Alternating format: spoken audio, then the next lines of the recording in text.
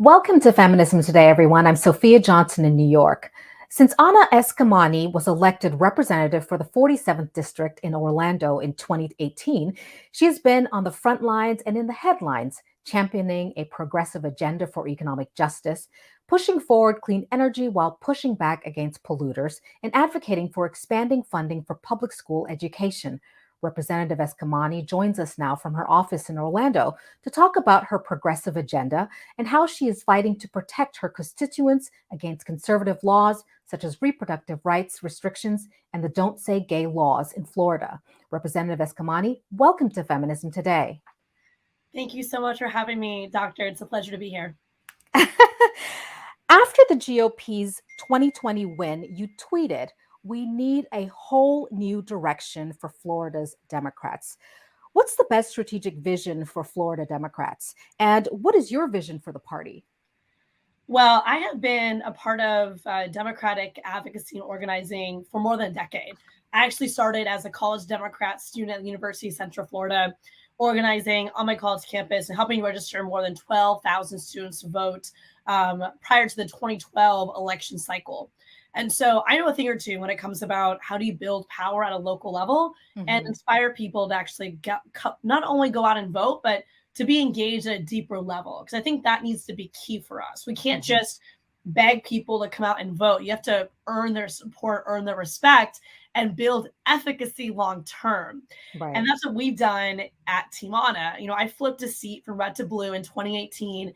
And in 2020, we kept it while winning 2 precincts that voted for President Trump. I think that's really important because it speaks to how we operate as public servants and as organizers. We don't ignore or make assumptions about voters. We talk to our voters. And we also focus on those pocketbook issues. So we're going to fight for equality, but we're also going to make sure that that equality translates to having a good paying job, ensuring that corporations don't dictate the policy agenda, but that you, the everyday person, get to decide what policies actually come into place, and they should be centered on your needs, not the highest bidder. And I do think that in Florida and in Democratic parties across the country, there is this emphasis on wealthy donors and corporate donors in particular, which leaves out the working class narrative. It leaves out what everyday folks need. As someone who grew up in a working class family as a daughter of immigrants, it's personal for me. I never knew who my fighters were. I didn't know who at any level of government was actually looking out for me and my family.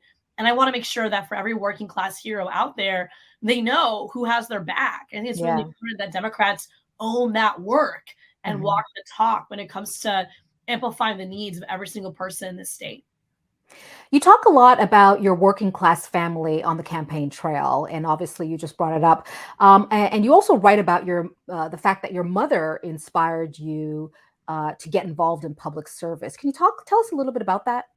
Yeah, I would love to. You know, my mom, her name was Nasreen, which means wild rose in Persian. And she passed away to cancer when I was 13 years old. And I was one of her main caregivers during that. She fought for 5 years, and it was very difficult for our family. Fortunately, through my dad's employer, we had private insurance, but even with insurance, we still struggled with medical debt. And my dad carried a lot of that after my mom's life ended. And so much of what I do every single day is based upon my own lived experiences, navigating that health crisis with my family, losing my mom, and not wanting other kids or other parents to go through that same type of crises.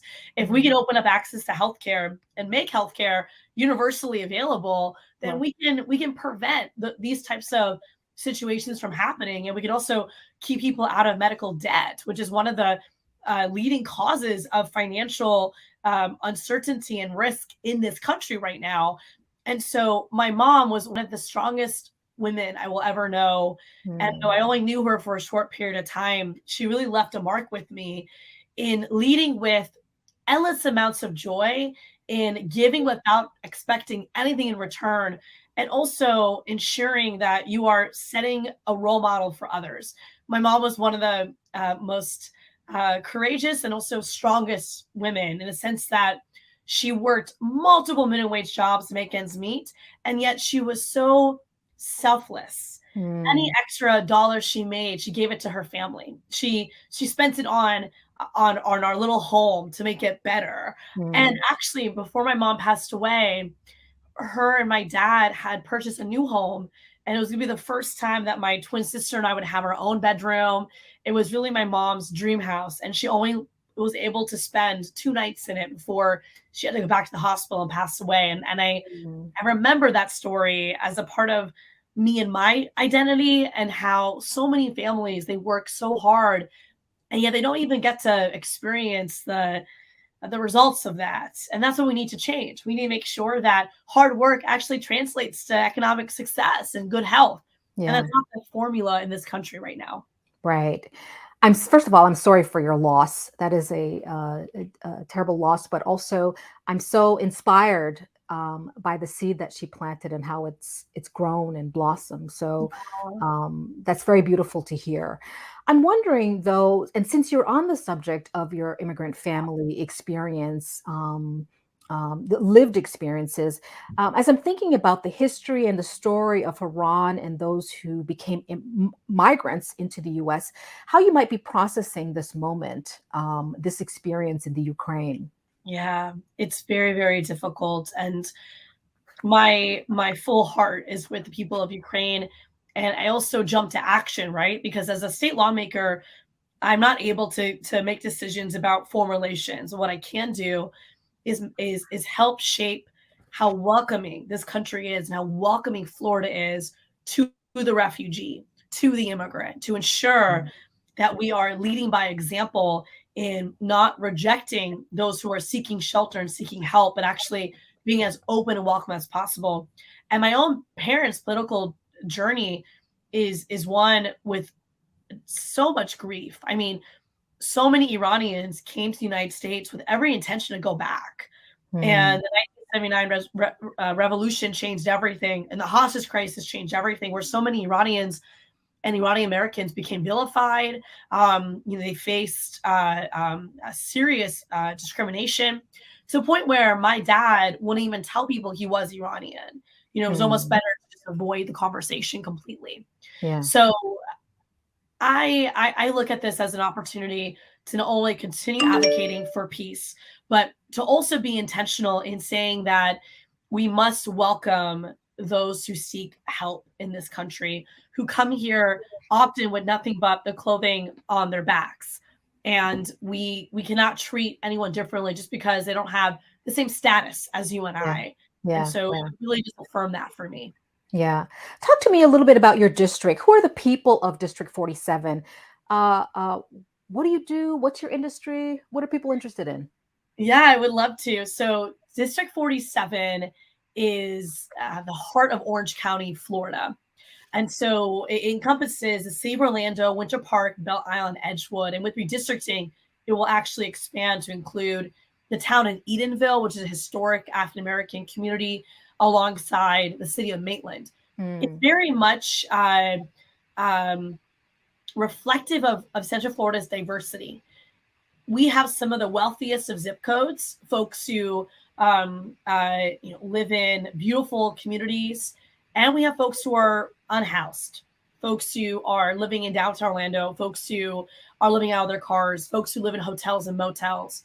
So, as an elected official of this community, you really have to be able to build relationships across multi generational, multi race, and multi class experiences. right. And so I try my best to really help paint the picture that each one of our personal success is tied to one another. So Mm, for those who might have concerns about quality of life due to traffic, or due to people speeding on their lakes, whatever the issue is, my job is not make sure that I meet those needs, because they're going to be important for that individual person, but also help that person make a connection to why their personal joy is tied to the need of the unhoused family.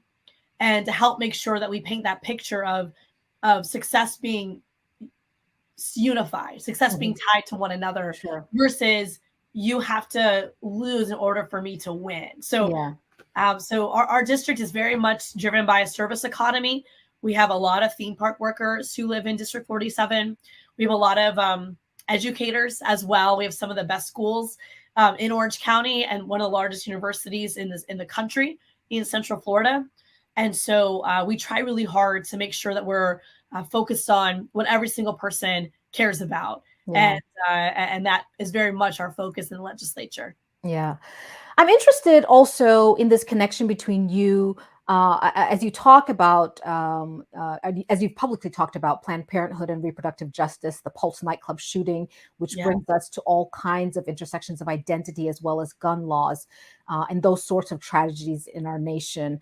Talk to us a little bit about how you pursue both an economic growth agenda, an economic justice agenda, and the kind of intersectional social justice framework you're trying to realize in your district?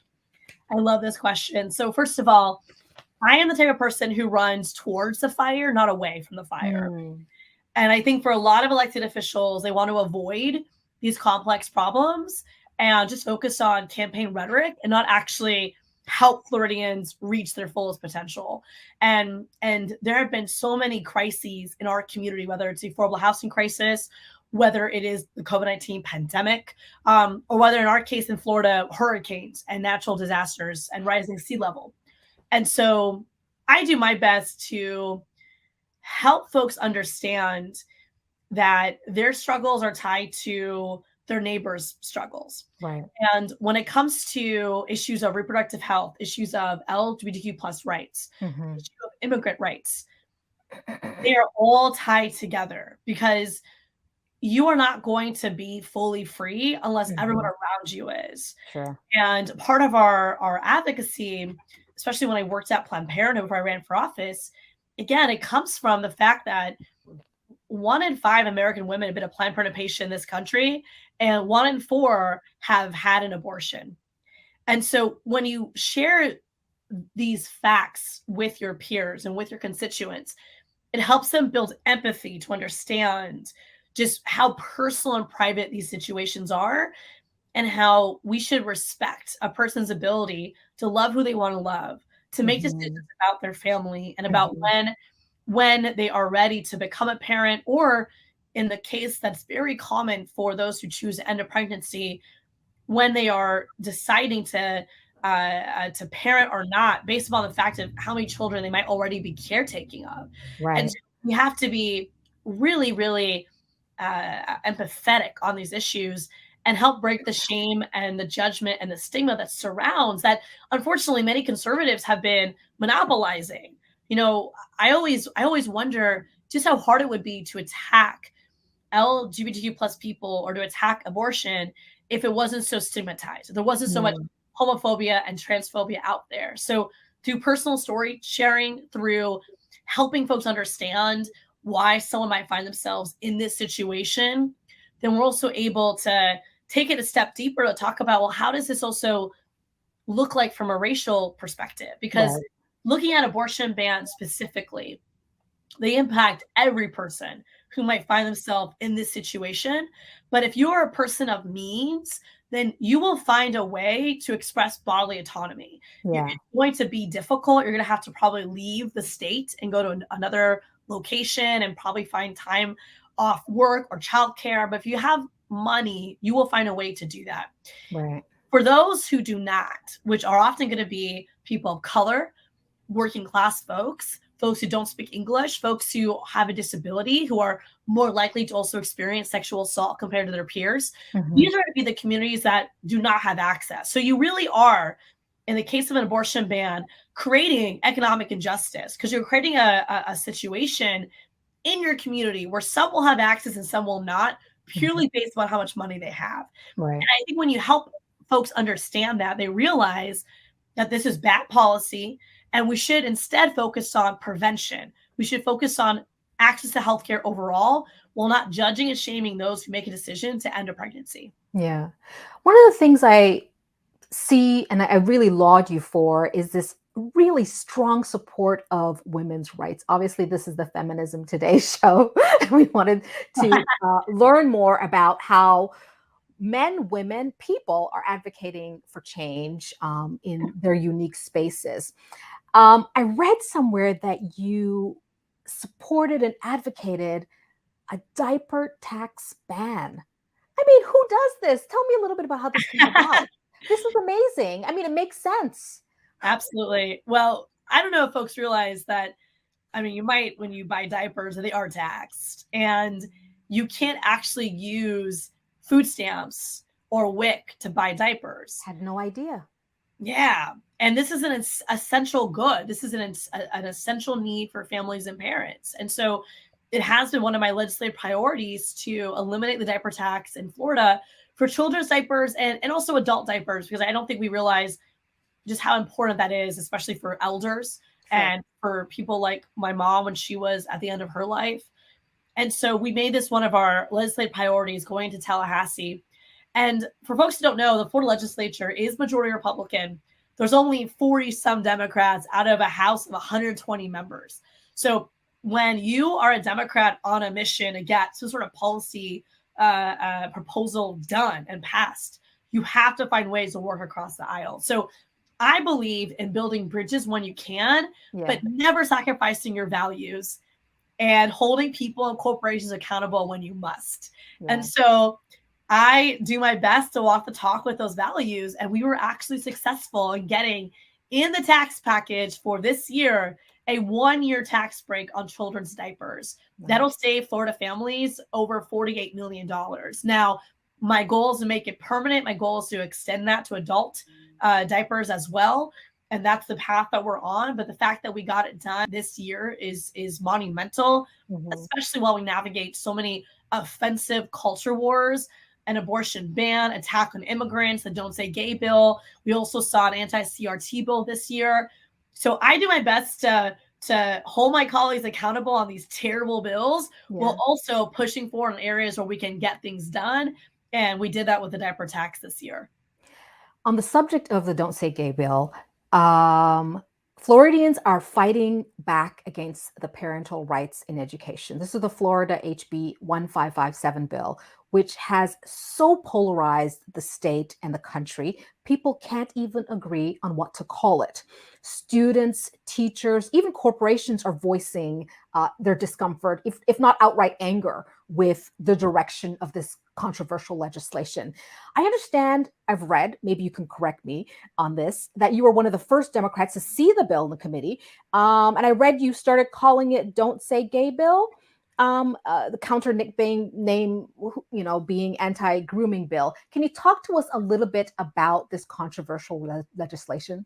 Of course, I would be honored as a accomplice and ally to the LGBTQ plus community, and as someone who represents Pulse nightclub, where we lost 49 mostly queer, Black and brown people to gun violence. I am unapologetic when it comes to issues impacting equality and impacting the LGBTQ plus community. And this bill is completely based in homophobia and transphobia, and is wrong and is offensive. And I was one of the first Democrats to see it in committee. And I asked the bill sponsor multiple questions on this bill and pointed out how it is not just about, back then it was defined as primary care, primary ages. Now they define it as kindergarten to third grade.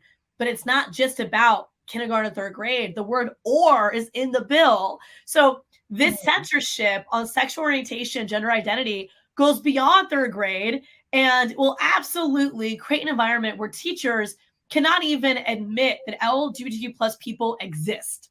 And what is so gross about what has happened with this bill is we started being the effective voice in defining this bill to the point where Republicans are not even being shy about it. They are showing their homophobia and transphobia for the full public to see, with comments like being gay is not permanent, to statements from the Senate bill sponsor saying that children who identify as LGBTQ plus are doing it because they want to be popular and they want to be like celebrities, to the governor's press secretary calling this the anti-groomer bill and saying that anyone who opposes this is pro-groomer. And even one of the organizations that supports this bill said it's not called the Don't Say Gay bill. It's called Don't Turn My Son into a Daughter bill. Like, these are folks who don't even think that LGBTQ plus people and kids exist. And they also have this assumption that our schools are making our kids gay, that inclusive schools lead to LGBTQ plus kids. Here's the reality of it, folks. Like, if a child identifies as LGBTQ plus, that is who they are. And they should be loved and supported for who they are, not judged and shamed. And we continue to be as aggressive as possible and pushing back against this bill. It is already heading to the governor's desk now, but it has been one of those very important examples of Republicans legislating on culture wars and not having a clear understanding of A, the outrage and the backlash, but B, the consequences of these terrible bills where children already have experienced way too high rates of suicide. But for those who identify as LGBTQ plus, they are 4 times more likely to consider suicide. So we're doing everything we can to push back against this bill, but it definitely has been a battle for us here in Florida. Yeah, I could see that. Now, tell us about Make Us Visible Florida, which you're also trying to move. This is this NGO that is advocating for inclusion of Asian American Pacific Islanders. Can you talk to us about where that is? Yeah, I love to. So one of the other bills that we filed this session, House Bill 281, would integrate into Florida schools the historical contributions of the Asian American and Pacific Islander community. As one of the only Asian members of descent in the legislature, it's so important for me and for others who identify as AAPI to have their contributions, their identity embraced in education. Growing up in Orange County Public Schools, I never saw the stories of AAPI people. And so we have worked with the Make Us Visible campaign to file this bill. It actually is a bipartisan bill. We had 4 Republican co-sponsors, but unfortunately we were not able to get those hearings that we needed to get it onto the House floor. We're not going to stop trying. And one of our motivations to file this bill was grounded in the tragedy in Atlanta, where Asian American and Pacific Islander women were targeted by a gunman. And of course, also during the pandemic, we saw an increase in AAPI discrimination and violence as well. And so we're going to continue to amplify the voices of communities who have typically been neglected in the political process. And I do hope that it also will help inspire more AAPI people to get registered, to get involved, and hopefully run for office themselves. Right. Now, let's talk a little bit about Disney. You, in your district, you have a lot of theme park workers. I don't know if these are Disney theme park workers, but but you've been pretty transparent about not receiving any money from Disney, and in so doing, calling on the corporation to take accountability for their actions and support LGBTQ plus community, which Disney profits off of. But I also read somewhere that your dad also worked at Disney part-time. Yeah. So talk to me a little bit about, because it feels like, there's a couple of things happening here. Yeah, well, if you grew up in Orlando, there is no way you don't intersect with the Walt Disney Company. And my dad worked part-time at Disney to make ends meet. He worked on the weekends. My brother worked at Disney as he was growing up as well.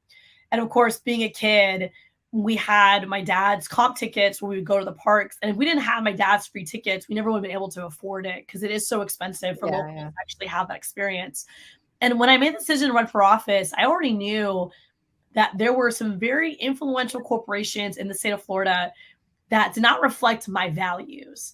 And so it wouldn't make sense for me to accept their contributions or to solicit for contributions because I don't think it's appropriate to take money from organizations that are going to also have an expectation that you do something a certain way for them while I'm being elected by people, not corporations. Yeah. And so I've been very, very effective as someone who goes after corporate accountability issues, especially as the ranking member of the Ways and Means Committee. I do a lot of work in helping to close corporate tax loopholes and kind of calling out the corporate class when it comes to their efforts to secure tax breaks in general. Yeah. And so it's one of my values, but I think it also speaks again to this point about what can Democrats do better. I think Democrats cannot be beholden to corporations. Democrats have to make the right decision based on people. And of course, corporations and businesses are stakeholders, and I think it's important to have an open door policy to hear, what their concern is. But at the end of the day, you should not be making decisions based on who the highest donor is. You Yeah. have to make decisions based on what the needs of your constituents are. Yeah, absolutely. So you recently filed for re-election to the legislature. When you arrived in the state legislature in 2018, what was the most surprising observation? My God. Well, I'll tell you, the Florida House has never had a woman speaker before. So when you walk into the Florida House chamber, there are walls that have photos of all the past speakers over the past generations, and they are all men, and only two men of color, Marco Rubio and Jose Oliva. And so there really is this moment that hits you where you realize how unique and important you being there really is, because Mm, you are part of a collection of Floridians, only a few thousand of us who've only been in this position, and it's even smaller for the number of women who've been in office. And mhm. so I realized very quickly that my voice carries a lot of weight, not just in who I am, but in the communities that I reflect, and in those that I serve. And Mhm, that weight is something I will never ever be able to fully comprehend, but mhm. it's something I feel so fortunate to be able to carry. I've read that your salary is less than $30,000 a year, but you have been, you're giving of yourself, but you also share that with constituents who are in need. Absolutely. What should advocacy and activism look like for women in politics, for LGBTQ plus? What's the future of this space? Well, first of all, we need to pay lawmakers better. I mean, the reality is that my salary is $28,000 as a state lawmaker, and I do have another full-time job as my main source of income. Mhm. So I am able to use my state salary to help constituents because I have another source of income. That's not the case for every woman. I'm also not a mother yet, anyways, and so I don't have the cost of childcare Yeah. for my colleagues who do.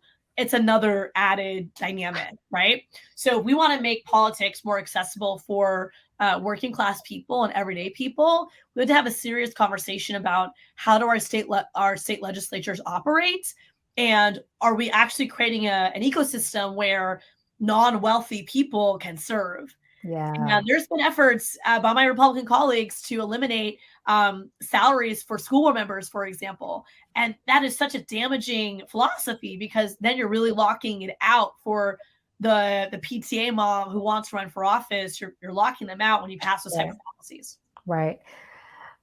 Representative Eskamani, excuse me, Representative Eskamani, thank you so much for joining us this week.